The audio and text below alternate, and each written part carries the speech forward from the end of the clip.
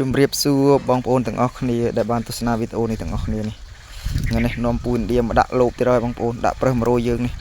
ថ្ងៃនេះយកមកដឹកអាទិសមកថ្ងៃនេះយកមក6ដៃដាក់នេះមើលទីតាំងយើងដល់ហើយបងប្អូនទីតាំងអេមែនទេទីតាំងមើលស្ទឹងបងប្អូននេះស្ទឹង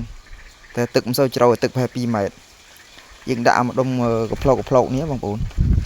ត្រីវាកោះតាមហ្នឹងឯងមើលទីតាំងអេមែនទេនេះពូនឌៀក៏ឡាយរោបកូលបងប្អូនខ្ញុំចុះមកមុននេះមកមើលទីតាំងមុននេះដាក់លេងនេះមកដៃបងប្អូនឡើយនោះអត់តមកដាក់លេងនោះនេះពូនឌៀចាប់ដើមបាបងប្អូនអើយត្រីច្រើនណាស់លេងនេះអត់មានណាចូលបានទេលេងនេះវាសម្រាប់បងប្អូនជាយើងដាក់លេងត្រីវាឆ្លងកាត់វាមកសងំលេងនេះចូលនេះផុសមើលបើមានបងដាក់ចូលមែនទេបងប្អូន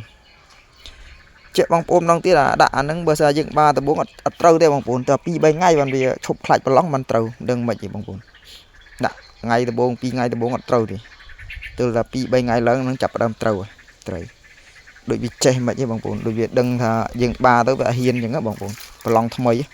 នេះយើងបាដាក់ហើយបងប្អូនចាំទស្សនាវីដេអូយើងលទ្ធផលលើកទាំងអស់គ្នាបងប្អូន